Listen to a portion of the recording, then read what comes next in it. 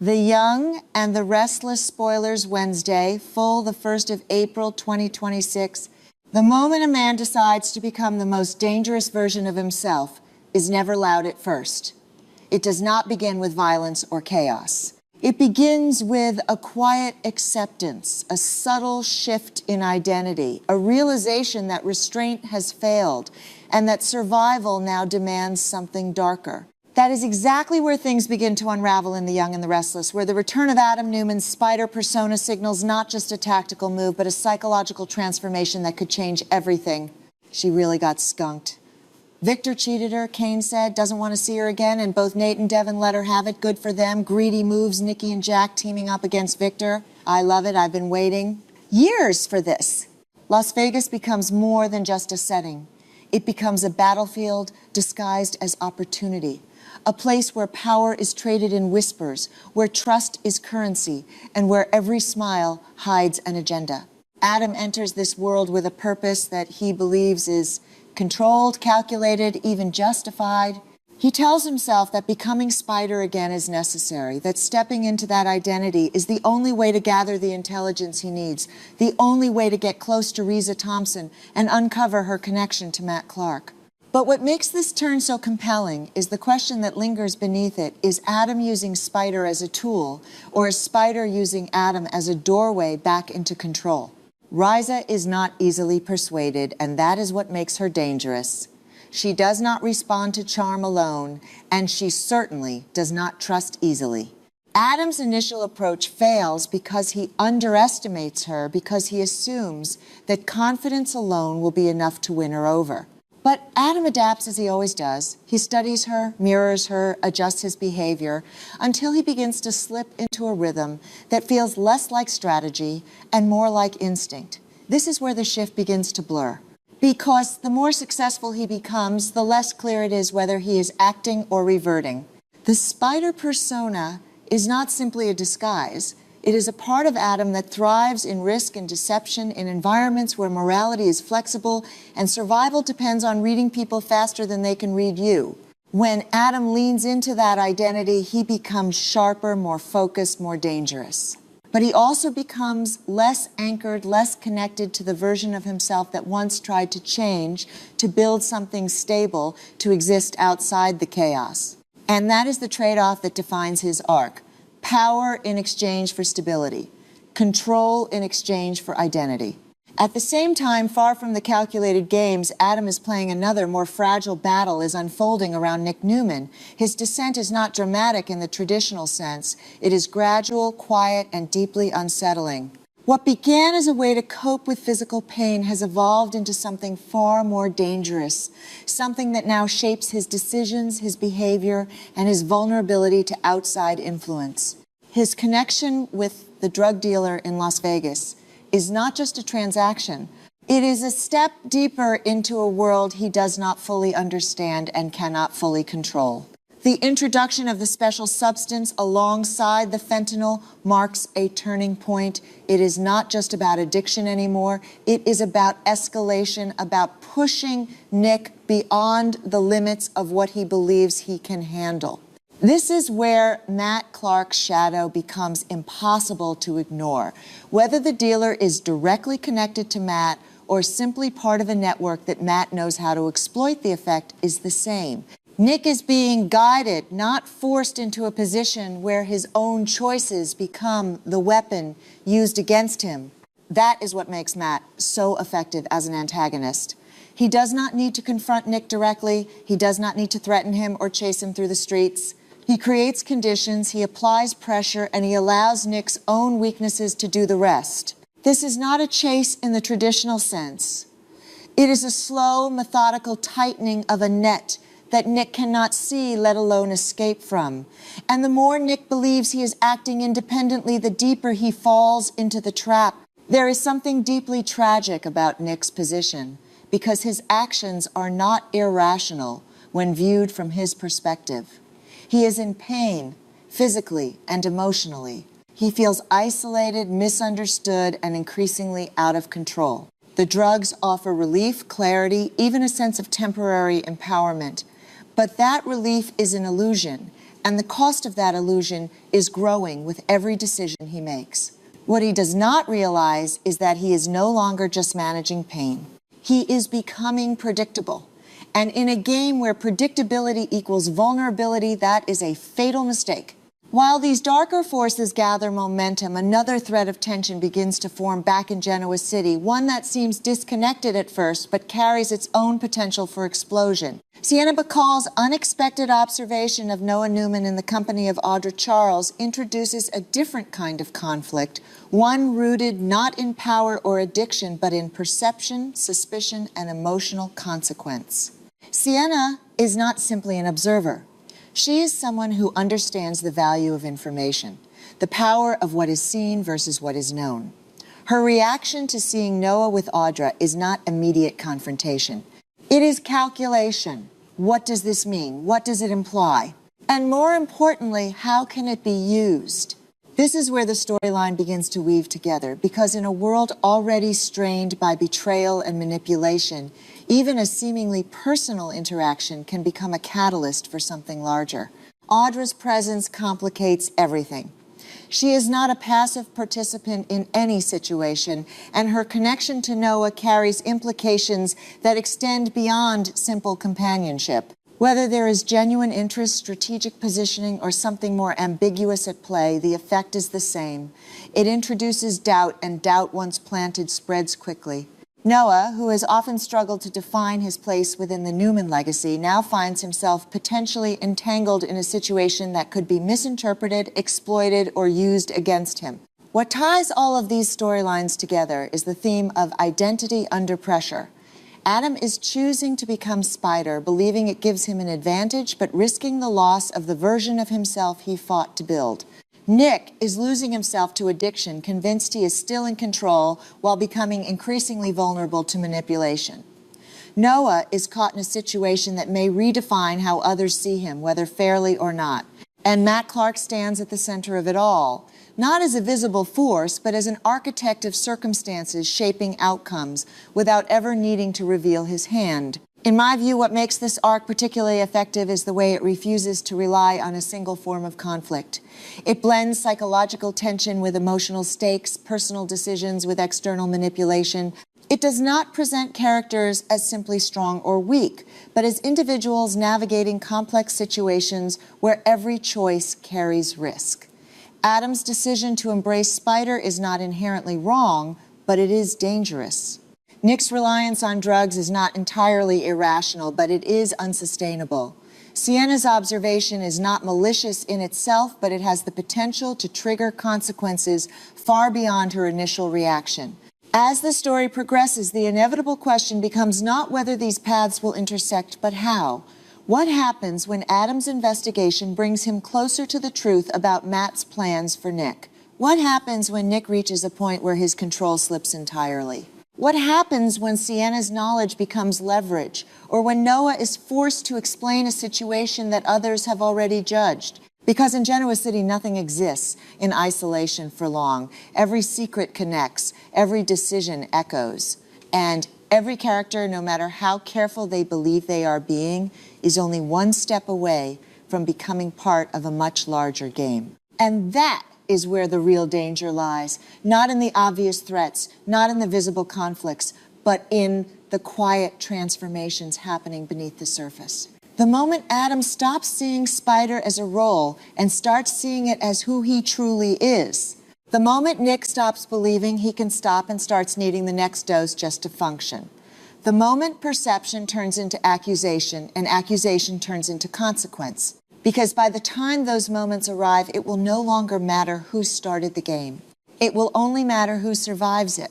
There are moments in Genoa City when every storyline stops feeling separate and begins to feel like part of a single tightening storm, where ambition, guilt, loyalty, and fear collide in ways no one can fully control anymore. This is one of those moments where every character is standing at the edge of a decision that will cost them something they are not ready to lose, and where even the most carefully constructed plans begin to unravel under the weight of emotion, What unfolds now in The Young and the Restless is not just a series of conflicts, but a convergence of breaking points, each one pushing the characters further into versions of themselves they may not be able to escape. At the center of one of the most emotionally complicated arcs stands Tessa Porter, a woman who has spent so long fighting to be seen as more than her past mistakes, more than her fears, more than the quiet doubt that follows her even in moments of success. When Danny Romolotti approaches her alongside Daniel Romolotti Jr. with an opportunity that could redefine her career, it should feel like triumph. It should feel like validation, like the universe finally offering her something she has earned.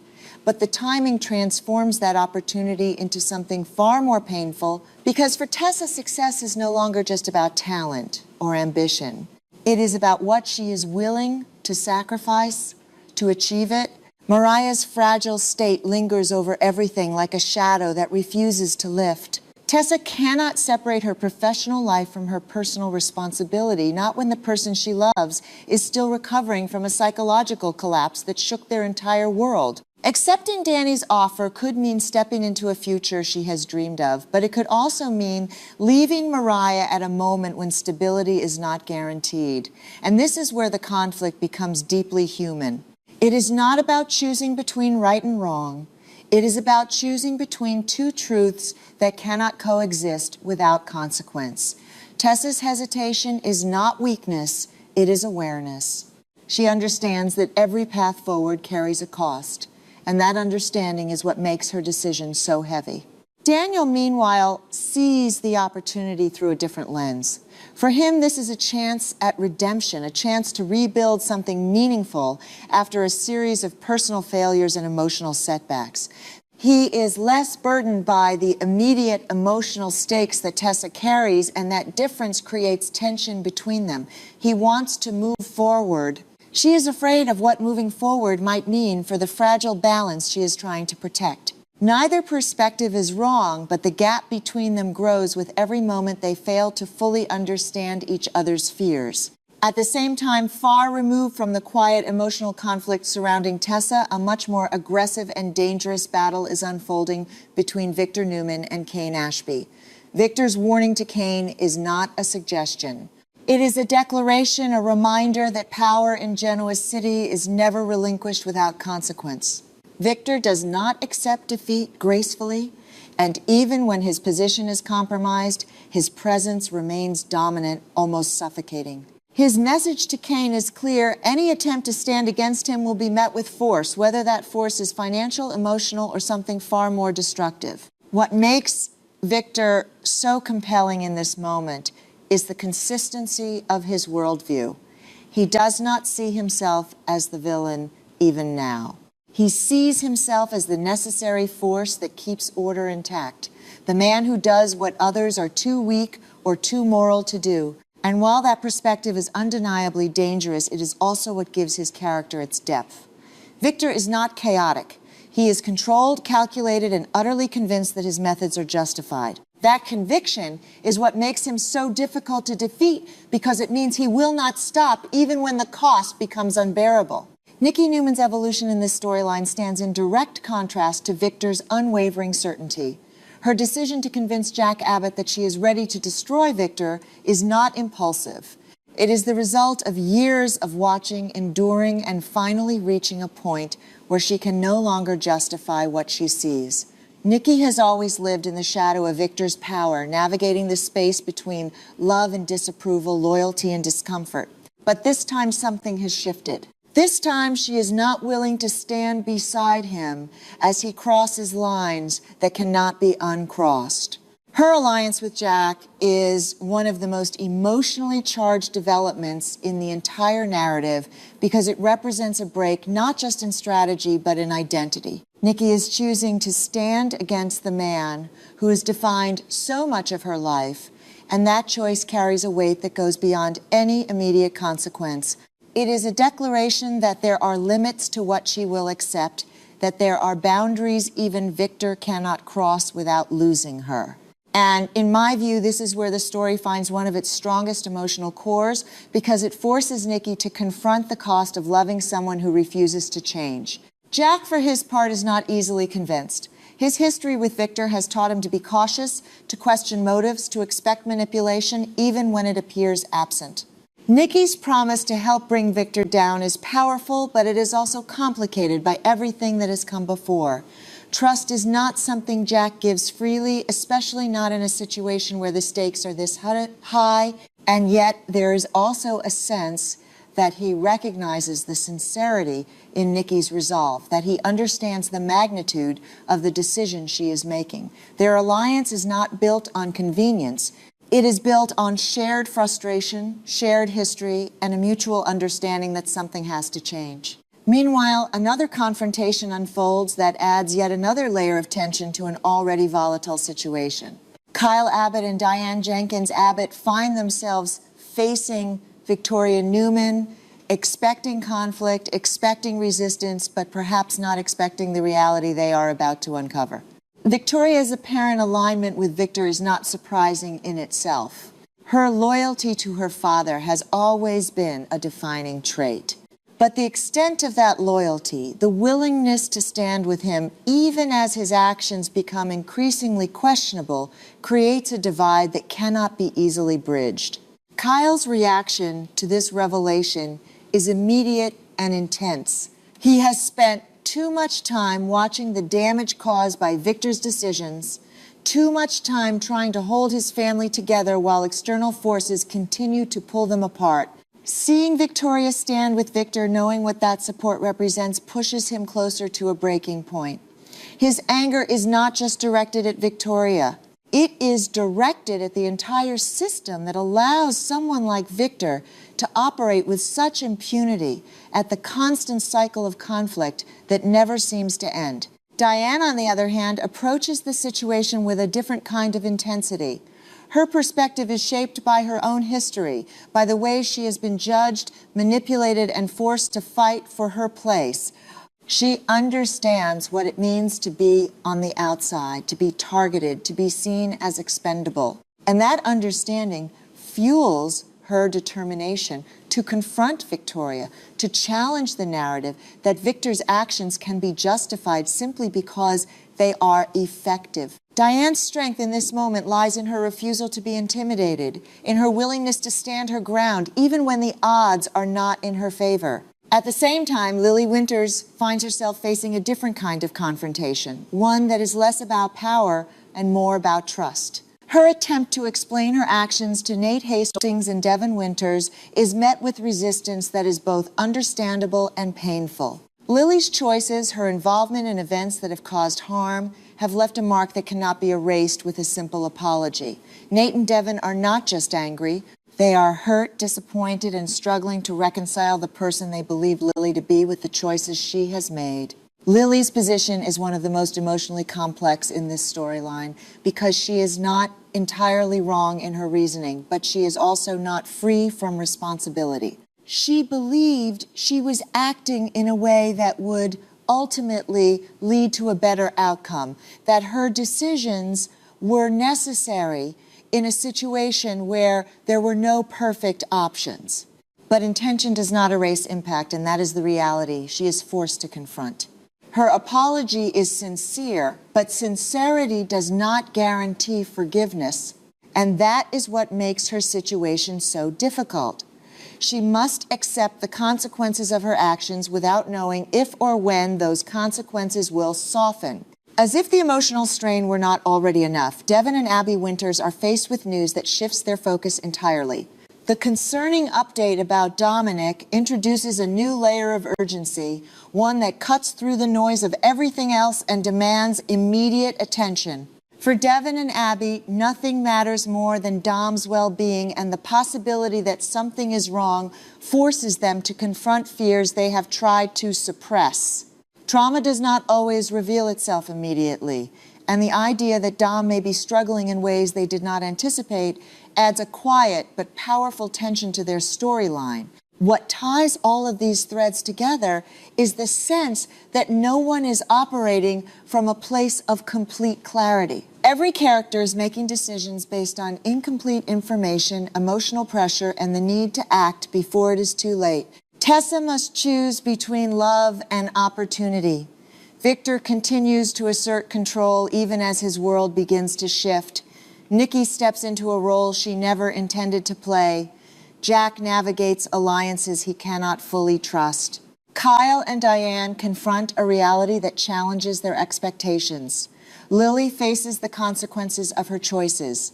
And Devin and Abby are forced to prioritize what matters most in the face of uncertainty. In my view, the strength of this narrative lies in its refusal to simplify these conflicts. It does not offer easy answers or clear resolutions. Instead, it presents a series of interconnected struggles, each one rooted in a deeply human dilemma. How do you move forward when every choice feels like a compromise? How do you rebuild trust when it has been broken in ways that cannot be undone? How do you protect the people you love without losing yourself in the process? As the story continues to unfold, it becomes clear that the real battle is not just between characters, but within them. The anger, the doubt, the desire for control, the fear of loss, all of it creates a tension that drives every interaction, every decision, every moment. And as those internal conflicts begin to shape external actions, the consequences become unavoidable. Because in Genoa City, the most dangerous moments are not the ones that happen suddenly. They are the ones that build slowly, quietly, until the pressure becomes too much to contain. And when that pressure finally breaks, it does not just change the situation. It changes the people involved, often in ways they never intended and may never fully understand.